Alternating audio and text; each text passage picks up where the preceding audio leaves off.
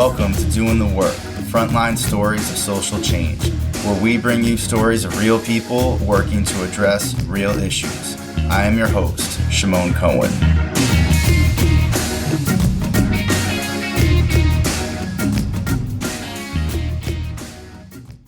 I'm excited to let everyone know about the Doing the Work collection in partnership with Things Social Workers Say. We've got hoodies, tees, mugs, and tote bags. Now you can rep the podcast you love while you're doing the work. Check out the link in the show notes and head on over to the store. Thanks for supporting this work. In this episode, I talk with Kristen Brock-Petroshius, who is a PhD candidate in social welfare at UCLA and a community organizer with White People for Black Lives in Los Angeles, California. We discuss Kristen's experiences as a white person doing racial justice organizing with white people as part of showing up for racial justice, surge, and deep canvassing as a strategy to engage people who may not be in support of a particular issue. Kristen shares how she got into racial justice organizing and her evolution from an ally approach to one that recognizes that racism and white supremacy deeply harm everyone, differently of course, and the importance of organizing with white people to talk with other white people and do this work in white communities as a way to build political power that can pass much needed legislation as part of larger racial justice movements and platforms. She details how deep canvassing was used on the Reform LA Jails campaign in LA, led by Patrisse Cullors, and provides examples of what a deep canvassing conversation looks like. We also get into the origins of deep canvassing, which came out of the same-sex marriage and transgender justice movements. Kristen talks about when deep canvassing can be utilized and when other approaches are needed. She explains how and why she entered academia in order to research effective social justice strategies and where things may be headed with deep canvassing. I hope this conversation inspires you to action. Before we get into the interview, I want to let you all know about our episode's sponsor, the University of Tennessee Knoxville College of Social Work. First off, I want to thank them for sponsoring the podcast. UTK has a phenomenal social work program with the opportunity to do your bachelor's, master's, and doctorate of social work online. Of course, they also have excellent classes in person in both Knoxville and Nashville. UTK is committed to preparing social workers who will support human potential and dignity and challenge racism and all forms of oppression. Scholarships are available. Go to www.csw.utk.edu to learn more.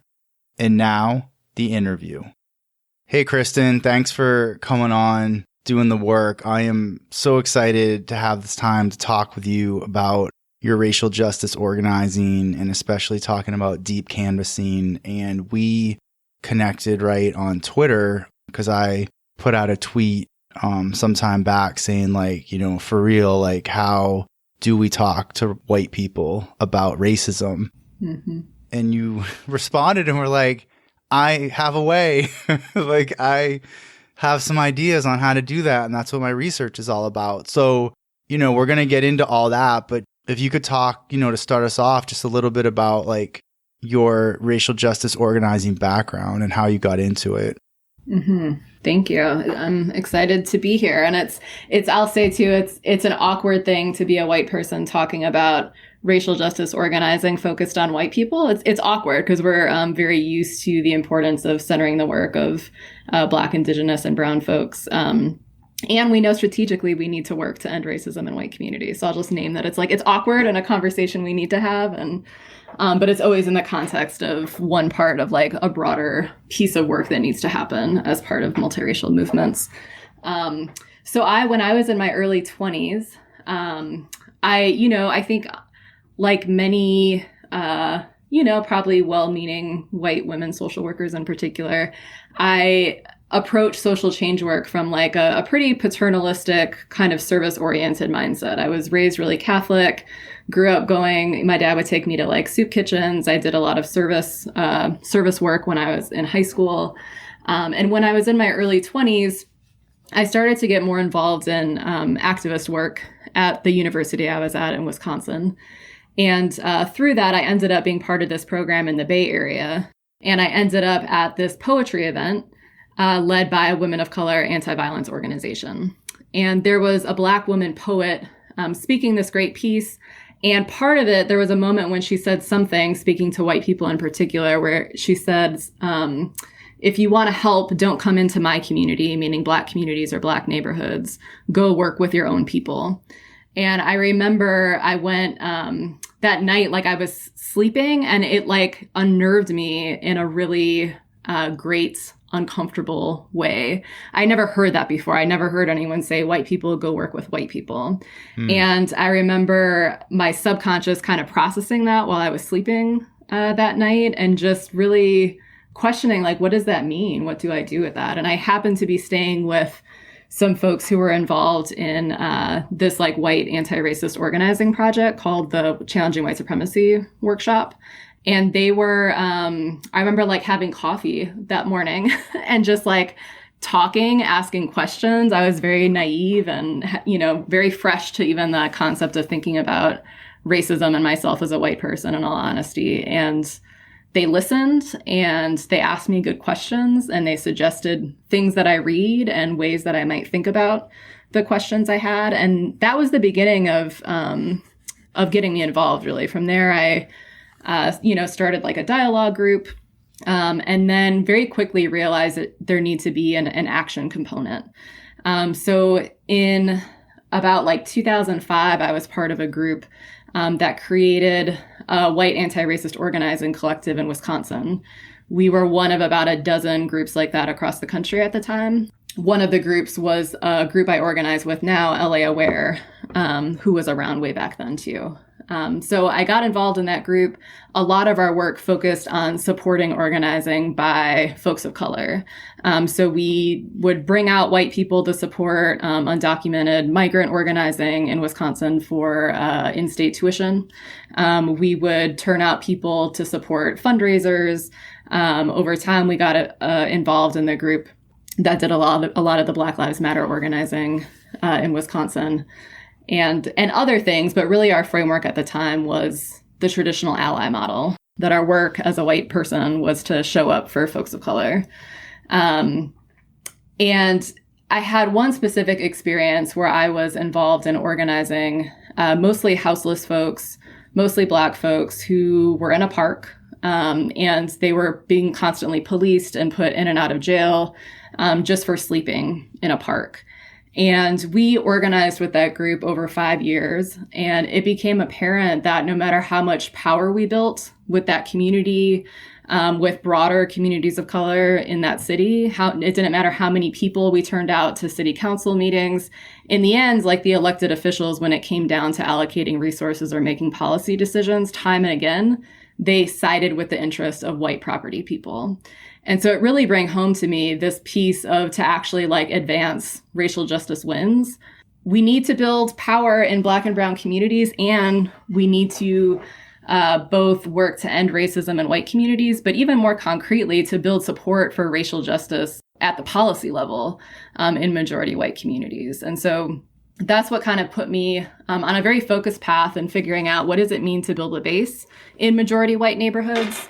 What does it mean to talk with people we don't know, to kind of go beyond the activists or the liberal white people, and challenge people in ways that can really move the political needle in white communities in a way that can scale.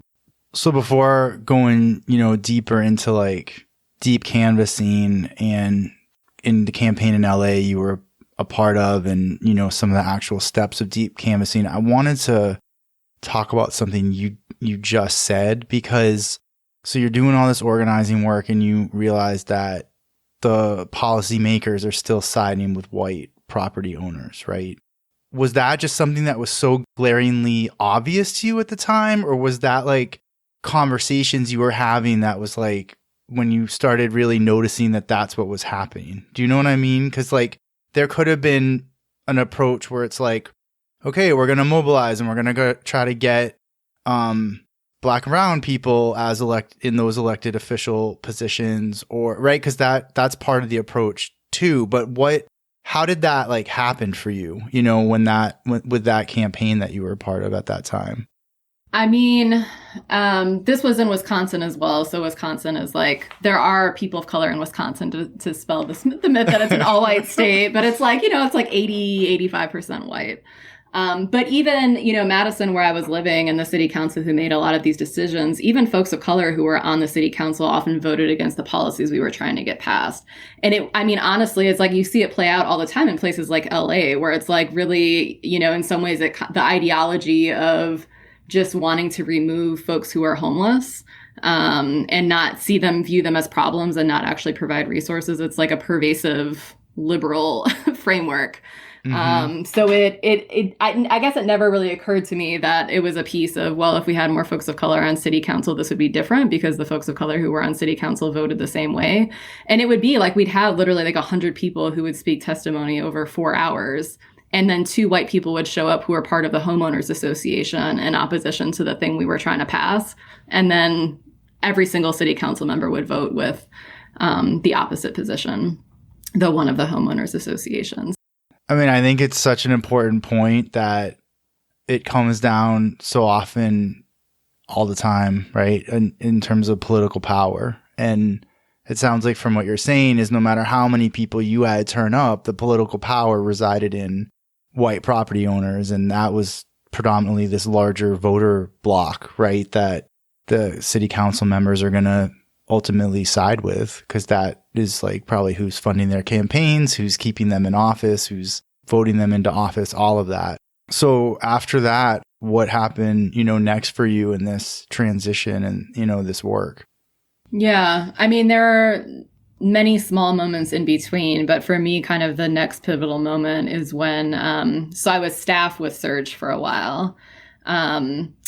And kind of from that position of being in a, more like professional organizing role, I just realized that, organizers always do the really essential work of responding in the moment to the most pressing need at a time. And especially in that context, it was the summer that Philando Castile and several other people were killed by the police. And it was another uprising period. And so we constantly were in rapid response mode. And so that work is really important. And over time, at that point, I had been involved in this kind of work for about a decade. And I just realized there was this question that we didn't have an answer to, right? This question put out a generation before by folks like Malcolm X and Stokely Carmichael of, well, if white people are serious about ending white supremacy, then go work with white people, right? And even on your podcast recently, it was very interesting to me that Founder Jaggers names that same piece that was a call he put out to NCSW, or that the NABSW put out to NCSW, that it was, their role as like the mainstream, mostly white social work organization to go deal with white racism. So it's this call that's been put out, a generation before. And that same kind of call and question it keeps repeating, being asked over and over again. How do we change racism in white communities? And not just at the individual level, but at a way that can actually impact policy and broader cultural transformation.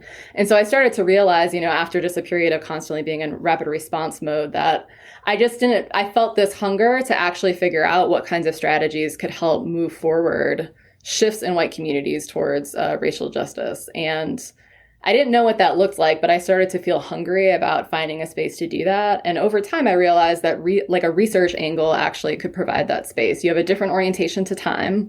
You might examine one thing over several years instead of focusing on one issue for a few months and then jumping to the next issue. And that you can really focus on inquiry and strategy over years. So that's when I decided to go to grad school. At UCLA, I came in through the joint MSW PhD program. So I always joke, I was doing social work before I had the professional credential, which I know is a contentious thing to say, but I did the same work as many social workers and always organized in a volunteer capacity, because I think that's part of how, but might be the most critical way of how social change happens, is what we do in our non-professional capacities. Absolutely. And when I was working for Surge is when I got to learn about deep canvassing. And the more I understood it, that it was a way to build leadership of majority white people to go talk with majority white people at their doors and have vulnerable, honest conversations that could be transformative, both for the canvasser and for the stranger, and to shift how people would vote on policy. It just felt a little bit like this magic sauce of a specific strategy we could try out to address this call of white people organizing in white communities. So let's then jump right into deep canvassing, and we can kind of get into like specific campaigns and some other underlying like approaches of like what's kind of within deep canvassing. But just if you could kind of, go over the main orientation, and then we can even get into steps, because I know before you and I have talked about and you sent me like some examples even of like, so people listening could maybe listen to this, and it doesn't mean like they've gotten like the deep canvassing training or something like that, but it gives them enough that it's like, oh, like that might be something I want to do, and I'm going to seek that out, and they can find out where to seek out more and get trained and get doing this work. Mm-hmm. Yeah. So for anyone who's done canvassing, like traditional political canvassing involves knocking on a door and telling someone information about an issue. And the conversation lasts about 5 minutes. And most of that kind of canvassing, it really focuses on trying to target people who are likely supporters. Deep canvassing is different. In deep canvassing, the focus is not about sharing information. It's about sharing personal stories related to the issue that's being discussed at a political level, getting vulnerable, and focusing on people who don't already agree with us, right? And I think this would be like the majority. If you think about an issue like abolitionist policies, this is going to be the majority of people across the board, but especially the majority of white people who aren't fully supportive of abolitionist policies. So a deep canvassing conversation takes on average about 20 minutes. And it goes something like this. So the canvasser knocks on the door, they introduce themselves, they say, I'm a volunteer with Surge, here to talk with you about an issue on the ballot coming up. For us, we did our deep canvas organizing in the context of the Measure R, or Reform LA Jails campaign that happened late 2019 into 2020. And that was a decarceration policy.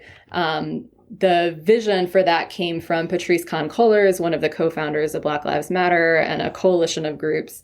And our role, we really kind of came to the table as part of this broader movement ecosystem and said, we have a vision for how we could play a role in targeting majority white communities in backing Measure R.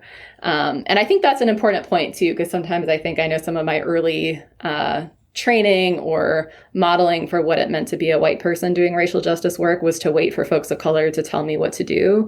And this was a moment where, we said, let's think about it. What could we do as white people to try to get white support for this issue? And we actually came up with a proposal. We talked with Patrice about it and other folks in our movement context here. And they agreed that it was a sound strategy.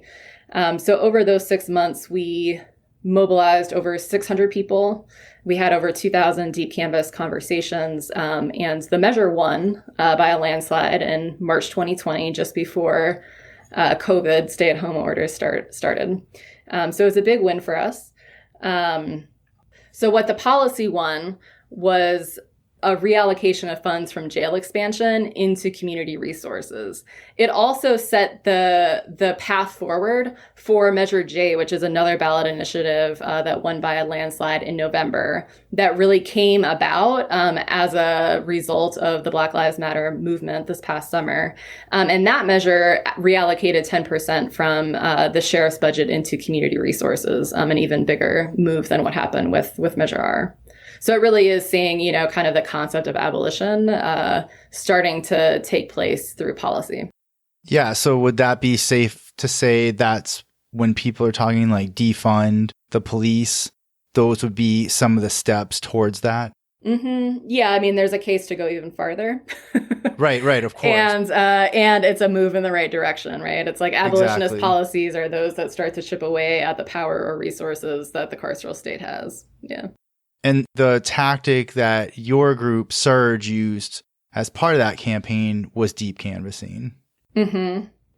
Yeah, and it was, so this was in collaboration with Surge National, but also I need to make sure to name White People for Black Lives, the Surge affiliate here in LA. That was the primary group doing the organizing. And so this is the model we use. So a canvasser knocks on somebody's door. I would introduce myself, explain that I'm a volunteer with Surge, and I'm here to talk about a policy they're going to be voting on soon related to the county jail system. And I would describe the policy. I'd say the policy seeks to reallocate funds from jail expansion into community resources. There also is a second part of the policy about increasing accountability for abuses that happen within the sheriff's department. So we'd explain the policy, and then we would just ask the person on a scale from 0 to 10, where 0 is you're 100% against the policy, 10 is 100% you're in favor. Where would you place yourself? And so the person would say a number. Then a lot of the practice is just asking questions to try to get them to respond honestly, very similar to how a therapist does, right? You're building rapport, you're talking non-judgmentally.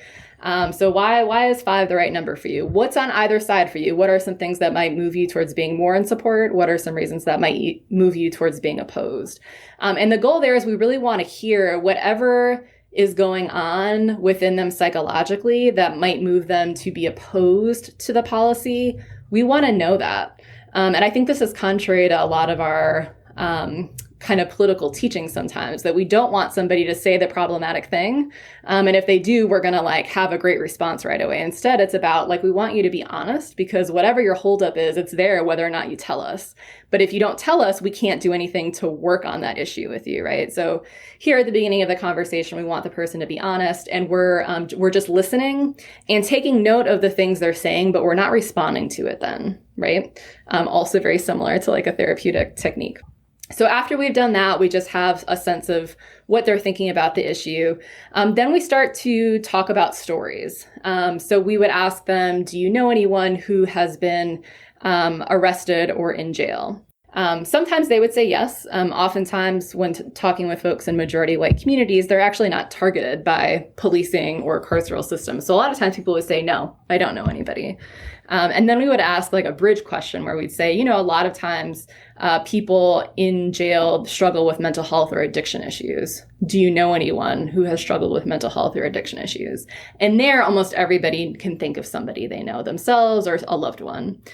So the idea is to have them think about a specific person. And from there, we ask questions to dig deeper. Who is that person? What happened? How did that affect them? What was that like for you? To see them struggle, to see them treated that way. And the goal is to get to like a vulnerable place, and a place where emotion is activated, so people aren't just thinking about the issue from like an ideological lens. And then I would talk about someone close in my life who had been to jail and how that affected his family, and how he and his children now, even though it's been 10 years later, they're basically homeless, going from couch to couch because he's had a hard time keeping a job because of his record, right? So it's making it personal, talking about people. That's the first layer of the story. The second layer of the story was to get even more vulnerable and talk about a time you or someone you loved was hurt in a really bad way. So over time, I learned to have different stories I would share in different contexts. But sometimes I would talk about growing up in an abusive family and how people were aware it was happening, but generally people just ignored it. Because of, I think in a lot of ways, this idea of families are these individualistic units and we just mind our own business. And I had a white family. And so you just kind of assume they're fine. Nothing horrible is going on. And it was deeply harmful and nobody intervened. Systems failed me in that context, for example. So I would talk about that. Or I would talk about a friend who was assaulted and the response to that, like what that did for her. And the fact that we didn't have any good response to help make sure that the person who assaulted her never did it again, right? So I would share there. And then from that this is talking about hard stuff, like very hard, vulnerable things with a stranger at the door. And so then I would ask that person, have you had an experience like that where you or someone you love was hurt really bad and you didn't know what to do with it? You were really kind of just taken aback. And even, as I'm talking, you probably kind of you can feel something in the way it's not this intellectual speak. It's just like being in the emotion of it and having pause and giving people space to like connect to the feeling. So that, I think that moment of the conversation is where the deep work would happen. I had a couple examples come to mind at that part of the story that were deeply impactful. One was with an older man who talked about walking through his neighborhood the year before, and someone at a bus stop who he thought he had kind of befriended. It seemed like the person had been sleeping at the bus stop quite a bit. He attacked him one day, and this older man was like physically assaulted and had to go to the hospital. And in talking about how that experience impacted him, he really wrestled with how he didn't feel safe anymore. Walking was kind of like the one thing he had each day to feel like he had some freedom, because otherwise he was in his house by himself a lot. And I started to ask questions about what he needed to feel safe again, what he needed to heal, what he thinks the other person who attacked him would need to never do that again. And very clearly, kind of landed on the fact that, in that situation, he did call the police. The police didn't do anything. The police were not concerned with his safety or well-being or healing process. That was something he did through a network of friends and family who started to walk with him till he felt safe and confident doing it again. And he was clear, he's like, really the person, probably what they needed was housing and mental health support and people who were like responsible for looking out for him, to make sure he was okay. And the fact that he was just like left to by himself, with whatever kind of mental health struggles he had going on is what set up the context for him to be violent. So that's an example of the kind of conversation we're having. And then at the end, we come back to the issue. So then I'd say, again, I'm out here to talk about reform LA jails.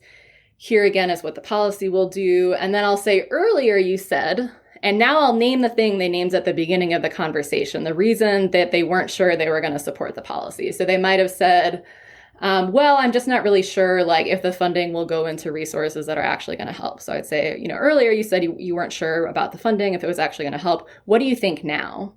And so even that frame, what do you think now, or where are you at now, puts it back on the other person after they've been activated emotionally in a vulnerable way about their real lived experiences, to reconsider the policy. And most often people who actually changed, and not everybody changes, but of the people who changed, most often at that moment, you knew because they talked themselves out of the reason they gave at the beginning for not being fully in support of the policy.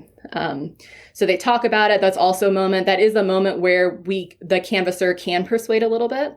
So we could say, well, I hear you. I might give an explanation. I might give a statistic at that moment and say, and I'm fully in support of this policy, and here's why. And then the conversation ends just with another scale, like, so scale of 0 to 10, where are you at now? If they changed, why did you change?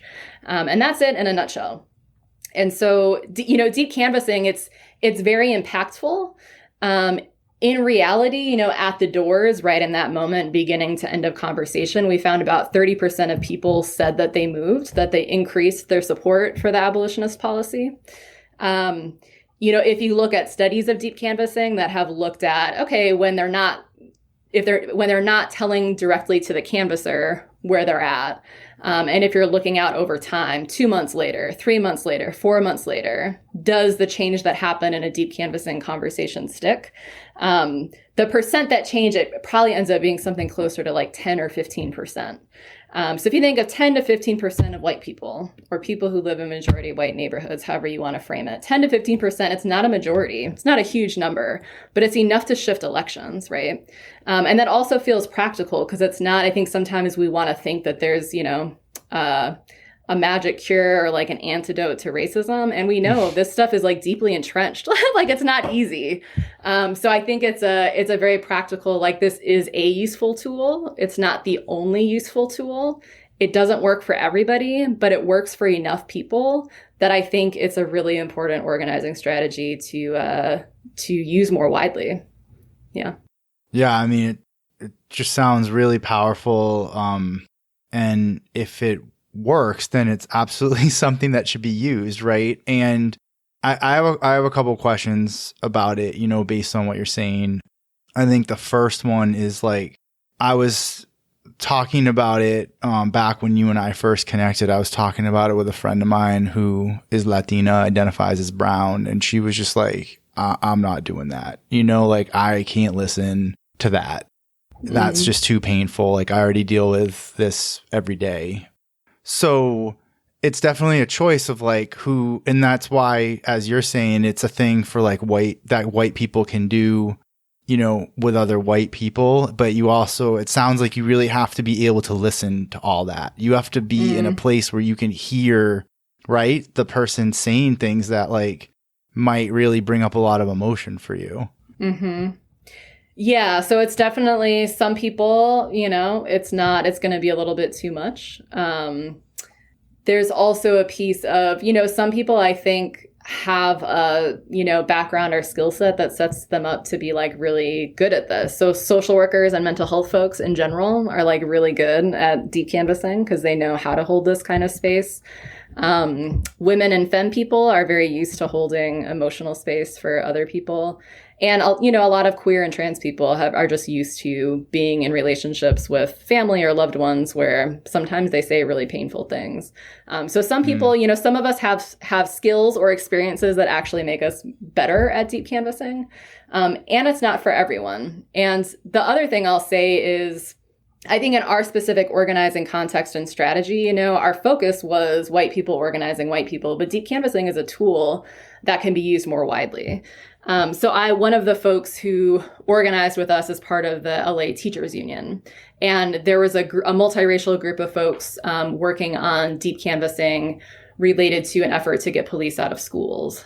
And I don't want to, I'm like conscious not to like overshare internal organizing dynamics too much, but I will say that there were many folks of color who started the conversation from a place of, I don't have space to have these kinds of conversations with people, even members of my own community who aren't in support of abolition. I don't have the emotional space to go there with them.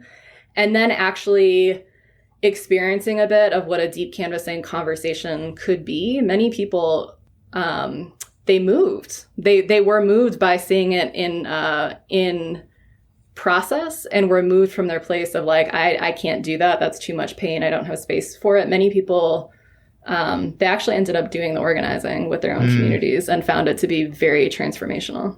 Didn't it start with queer organizers, like trans organizers talking, you know, with people about like some anti-trans legislation, right? I mean, isn't that how it started? Yeah, so it was developed by folks from the Leadership Lab, which is with the Los Angeles LGBT Center. And the first models were actually built in response to Prop 8 in California. So it was actually about same-sex marriage. It was a group of people who said, oh my gosh, I can't believe we lost. And they decided to go talk with people who voted against them. And it started from a place of just listening to what people were saying and having painful conversations. And this was mostly queer people going out having conversations with non-queer people. And they just like heard them. And over time, they just they tested things out and found out this model of deep canvassing seemed really effective. So it was first used around different battles to pass same-sex marriage across the country. And then another version was developed around increasing support for trans non-discrimination policy. And that's the context it's been mostly researched in. It was actually in Miami-Dade County where they did the study some years back, trying to decrease transphobia and increase support for trans non-discrimination policy.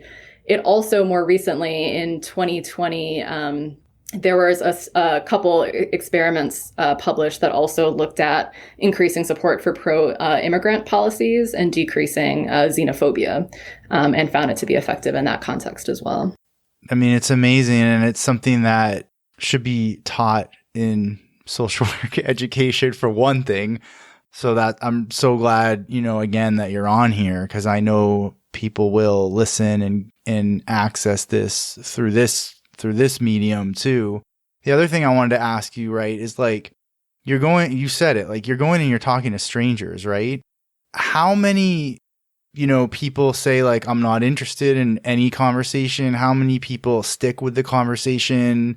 at some point, like during the conversation, or people like I'm done, like this is over, it's just an interesting thing also that someone would engage with someone coming up to them, like to their home for 20 minutes versus just like a few minutes or something, everyone's busy and to have this deep engaging conversation seems like this really amazing thing actually to like for both people to stick with it for that long. So I wanted to ask you about that. Yeah, it's a great question. So it's most people do not answer their doors straight up. So that's part of, there's a lot of training that goes into like how you prepare deep canvassers to do this. So that's part of it, is most people are not going to answer their doors. Maybe like, I'd say maybe 60%, nobody's home. And then when you do knock on doors, some people will just immediately, they won't even hear what you're there for. They'll just say, no, thank you, or I don't want to talk to anybody. But maybe, you might end up with like 25% of the people you door knocked answer the door who actually stick with the conversation. And usually we'd find that once you started to ask somebody what they thought, where are you at on this policy? Why are you thinking about that? They started to realize, oh, this person isn't here to tell me things. They're here to listen to what I think. And so that usually was enough of a hook. If the person was interested in a conversation, they would continue on, or not then. But you would know pretty early on. Yeah, I mean, I guess also like not a lot of people just have people who give them full attention and listen to them, right? Yeah. And that's something I think those of us who have ever worked in a therapy role really see, or just even like supportive counseling, or I mean, it doesn't, you don't have to be a therapist like I did before I was a social worker, right?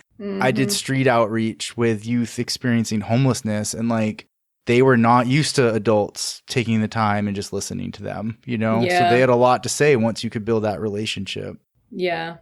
Yeah, and a lot of people would end up sharing about things, and the ends. Sometimes people would get teary. You would hug, and they'd say, "I have." One person told me about her kid's dad who he ended up in prison and died in prison, and she told me she hadn't even talked about that what happened in like 20 years. Wow. And yeah, so people hunger realness, really, and they hunger a space to talk about these issues that they often only hear about in the news, or they only hear about in ways that are about like arguing and debate. Yeah. Something else I wanted to talk with you about is it's intrinsic, I think, to deep canvassing and what you're saying, but it's more about racial justice work and your approach and your organizing lens. And I want to bring it to the podcast, but this is stuff like you and I have discussed and you've sent me information about. But this idea of like white people not othering other white people, if you could talk about what that means and, kind of like your perspective on that, I think that's really important for people to hear. Yeah. Yeah, I think for those of us who are white, there's this process that happens when we start to realize the horror and the fullness and the depth that is white supremacy and how we're complicit in it. And oftentimes it's like a internalized shame about being white. And we respond to it by telling ourselves that it usually goes something like this subconsciously, like white people are bad because now I understand all that white supremacy is, and I am white. So therefore, I'm bad unless I distance myself from whiteness and white people. Maybe I should say, unless I distance myself from white people. And so this can play out in a lot of ways, especially, I think, more commonly among liberal white people, where we like to talk about other white people as racist, but not as ourselves. We like to scapegoat poor and working class white people or Southern or Midwestern white people, right, as like the really bad racists. And all this in a way where we imagine ourselves to be the non-racist. I think some of this frame has been challenged over the last year as part of the power of the Black Lives Matter movement has pushed white people to understand our complicity in these systems in a scale, I think, that hasn't happened before. So I think part of deep canvassing is like to sit there and talk with somebody who's saying deeply painful things is really hard. And I think part of it is understanding that as white people, we are each other in a lot of ways, right?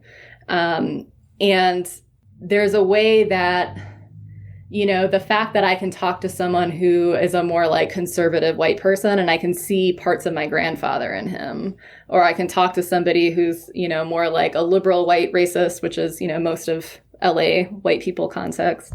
I can imagine like a cousin or an auntie in them. It does set me up to have a level of empathy with them that I think just makes it like very fit to be white people's work to do this. And there's a piece, if I can reach even deeper, to remind myself of the racism that lives within me, things that I've done and said in the past and that I continue to do that really can kind of help me move to this more, it's almost like a way of seeing it as like a spiritual practice of like, we are each other. And to not end the process of making sense of what I can do as a white person to help fight for racial justice, to not end it with a conclusion that at its core is just saying, well, white people are bad, so there's nothing to do about it, so let me distance myself. But actually imagining, like, we've done horrible, horrible stuff. I'm not sure if I can cuss on your show, so I'm not doing it. But we've done horrible stuff, and we can do better. And I think honestly that it's like abolition praxis. Part of it is teaching us this concept that we all can change, but we only do that through community. We don't do that through the individual white person who's woke, who knows how to be down with people of color, who knows how to separate themselves from other white people. But we do that in community and through organizing. Something else you shared with me too is like this deep canvassing might be something that's, more effective with strangers than like maybe like within your workplace or, something like that. So if, maybe you could speak to that too. Yeah, I think, oftentimes people will say, oh, can you teach me how to deep canvas so I can use it with my family? I'm not saying it's not possible. I just know, kind of similar to if you think about doing like therapeutic work, it's like you often don't do that work with people personally, because there's just like a different kind of relationship, and you're more likely to get activated by knowing things about the person's past or whatever those things are. So oftentimes, in deep canvassing, a lot of folks who've done this organizing for years and years would say like, yeah, it may not be the strategy you use with people there might be pieces of it, like being able to ask questions, to really hear somebody, to get to an emotional place and empathize with them before you start to give a counter perspective. Those things are probably helpful tools for any relationship. But your approach might be different. And for me, it's like I often think about, I guess it depends on the specific person and what they're doing and my relationship with them. But sometimes with, people in my family or network, sometimes there's a role to just interrupt their racism or to let them know, like, this is what you're doing. So yeah, it definitely shouldn't be taken as like deep canvassing is the way to have these conversations with all people in your life. Because it may not work as well in that context.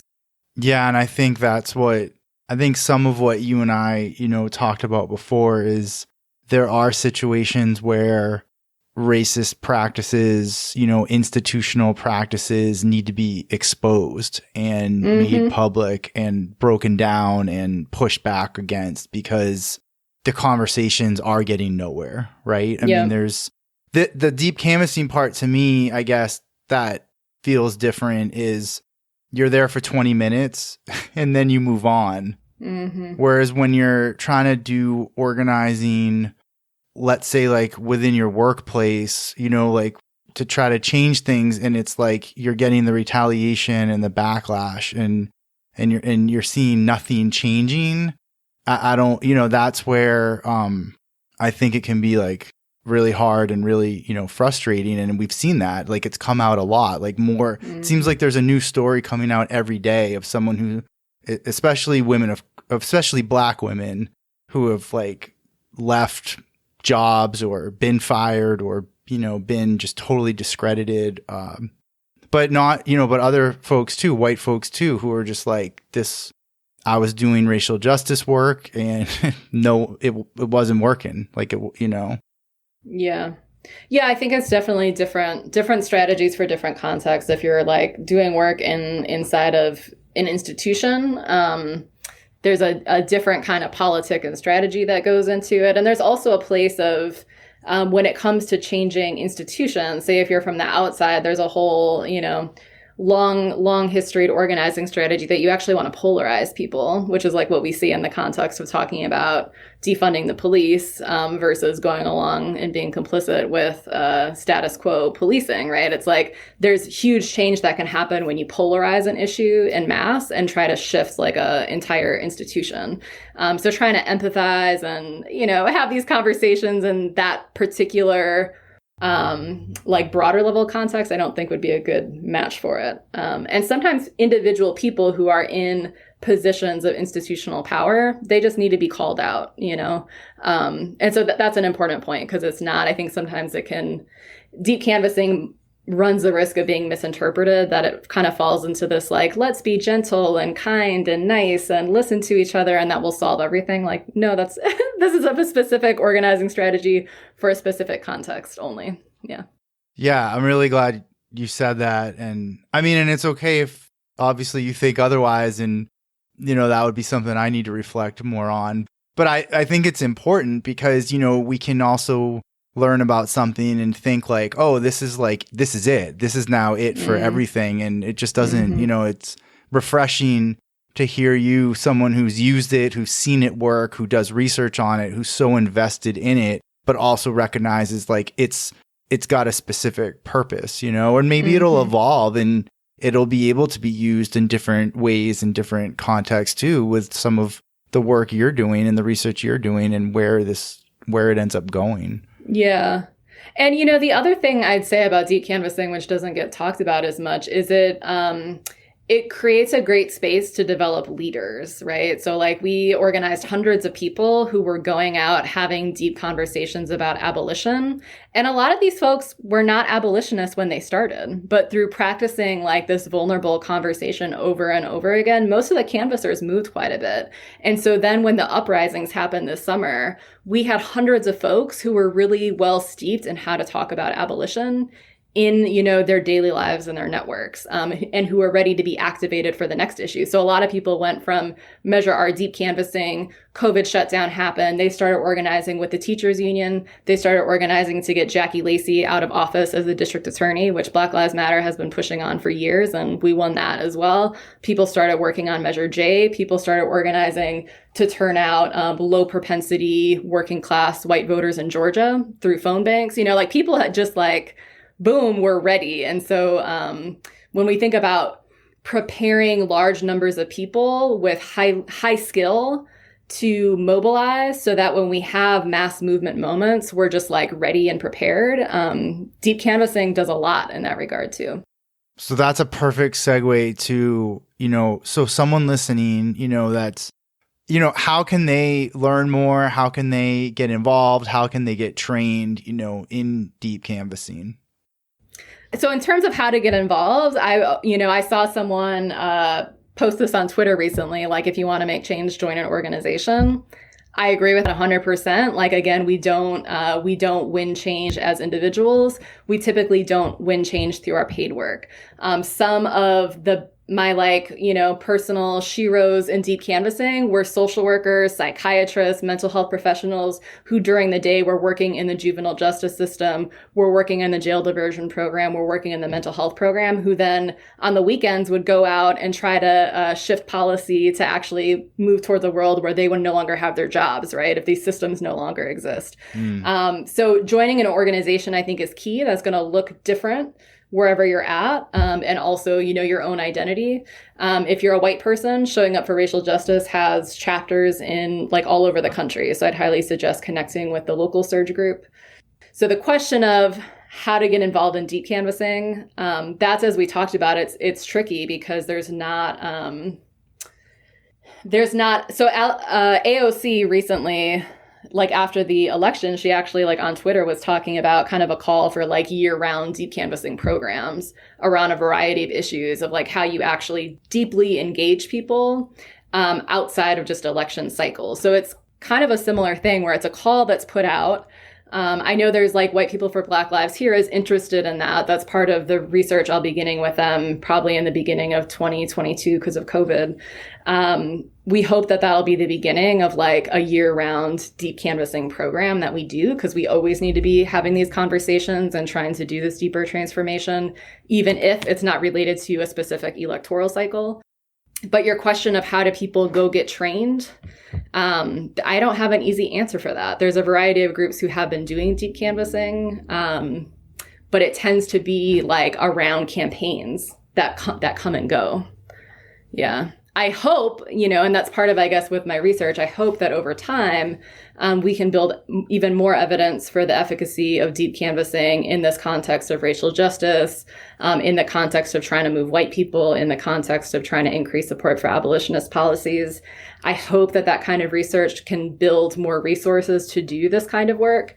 And it's as I think I've talked about, like my specific focus is using it to organize white people. And I think it has potential across the board, right? Communities who are trying to figure out, communities who are non-Black, who are trying to figure out, how do I address anti-Blackness in my community? Mm-hmm. Deep canvassing could be a great way to work on that. Communities, any community looking to increase support for abolition could find deep canvassing to be a really useful approach. Yeah. So before we, wrap up, is there anything, Kristen, that you want to add, that you want to put out there? I guess I just want to say, because this is like a social, I feel like we've talked about this broadly, but I'm like, this is like a social work specific, podcast. And so I think, one of the things that I notice is time and time again, many people, especially folks of color in social work spaces, say, we need white people to address racism. And the conversation kind of starts and ends there.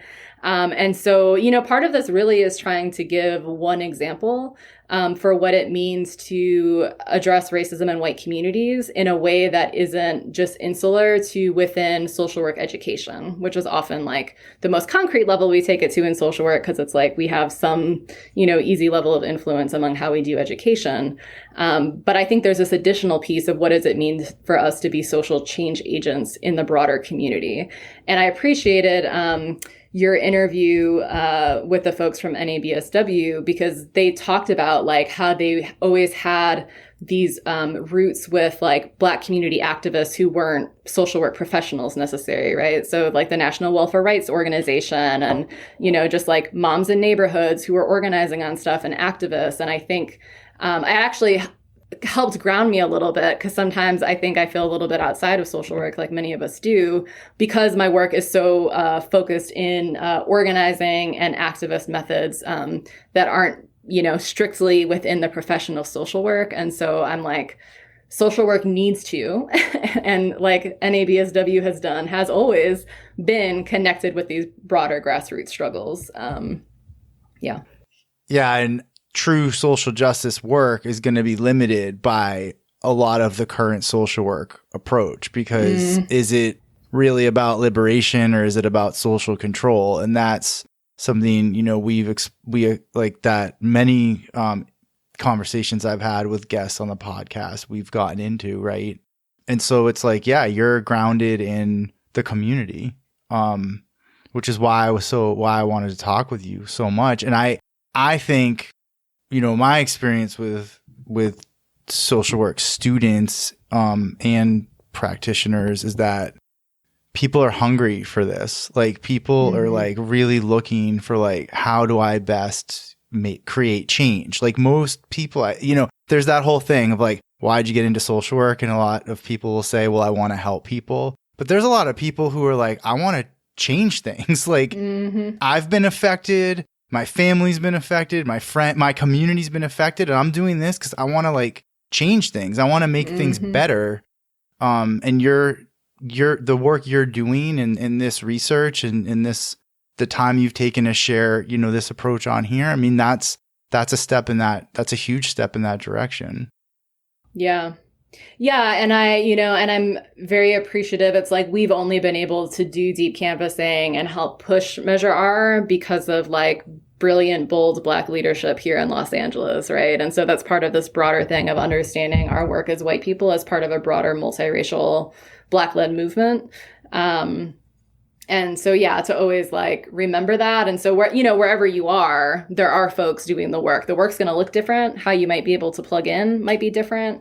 And I guess, for those of us who are white, there is a piece of like doing what's asked of you. And sometimes there's a place to start to imagine our responsibility to move white communities and get concrete about what we could do to shift that. It's not folks of color's work to change white people.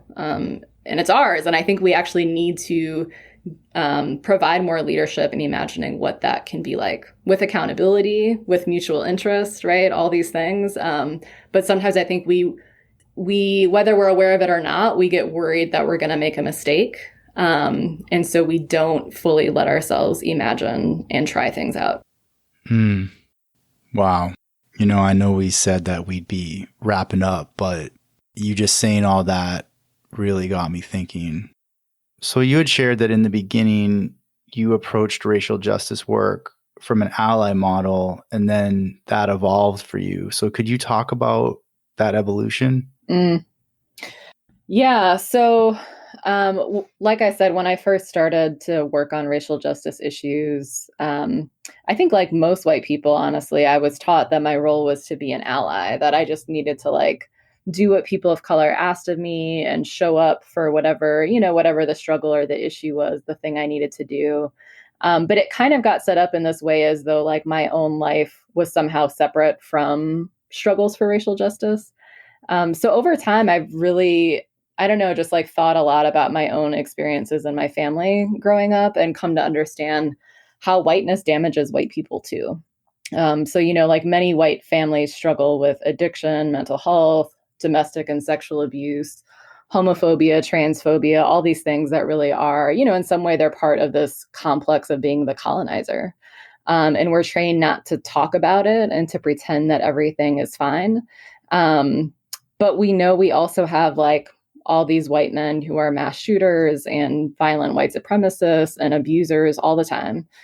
So there's this like kind of this contradiction of white people. We have so much privilege and we also have a lot of pain and isolation and like distortion of reality that's pretty damaging, So it's just this like real way of remembering how unhealthy white supremacy is. It's like, some people talk about it as a sickness. And I think this kind of gets at that sort of concept. So it's like, it's this thing of like white supremacy doesn't target white people, it targets communities of color, but it's not good for us either.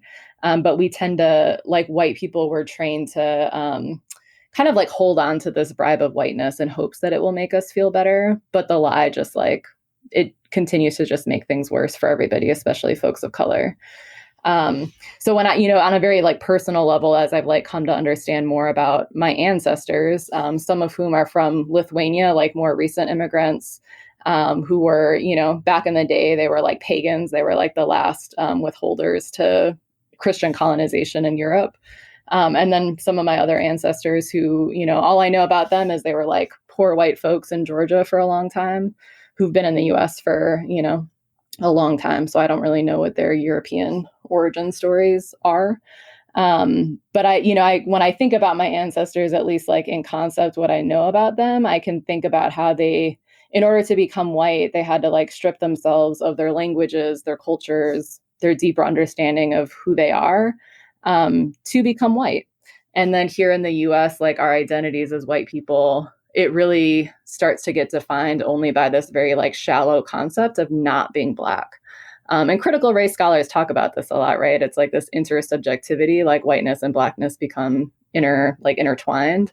But on this very real like level, like I feel like I can point to moments in my childhood with my parents and my grandparents, like moments where they were like in a lot of pain and didn't have much. And I come from more of like a working class background, but they got this kind of like psychological like wage in this idea that at least they weren't Black. And so I think there's this way that like white people, we come to like have an identity through inflicting violence on Black and brown communities. So sometimes that can be through like individual behaviors, like being Karen, calling the cops on a Black family barbecuing, or through like broader institutions, right? Like buying into this false idea that the cops actually keep people safer. So we like buy into this delusion in hopes that we'll feel better, but it doesn't.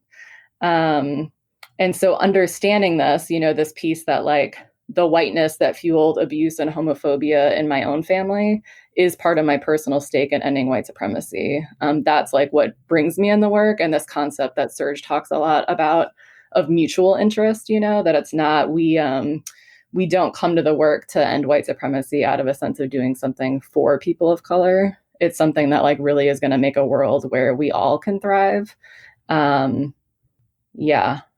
Yeah. And it feels like a hard thing to talk about as a white person. Like as I talk about it, I'm like very conscious of like, oh, it could be seen as like centering whiteness. And I was talking about this with a friend the other day. It's in some ways, it's kind of like this way I think a lot of us can think about vets going to fight like US imperialist wars, right? Where it's like people going to fight wars, killing, mostly innocent people.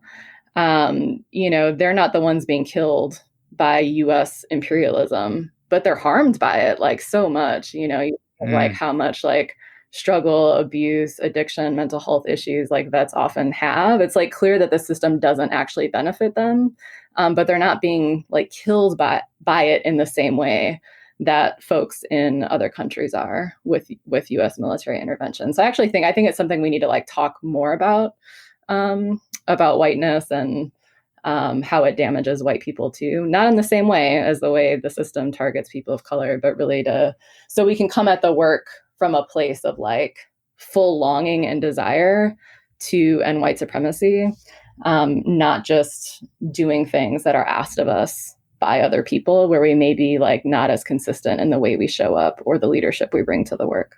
Yeah. Yeah, that's so powerful, Kristen.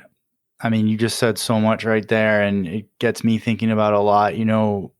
Paulo Freire, I mean, he wrote about kind of that, right? About oppressors being harmed, because to dehumanize another, you have to dehumanize yourself in the process. Do you think your commitment to the work has changed as your understanding of how you've been harmed by whiteness and white supremacy has changed as well? Like what you were just talking about. Do you think that's changed your commitment to the work? That's a good question.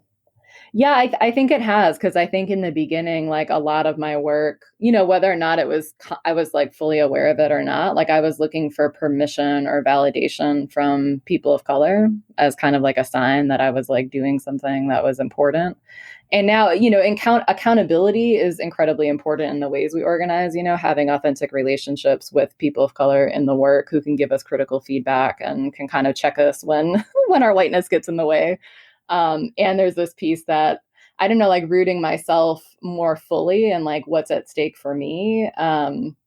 It's like I feel it in my body in a different way. The urgency, the need to like say something and act, even if I don't know what I should do or what I should say.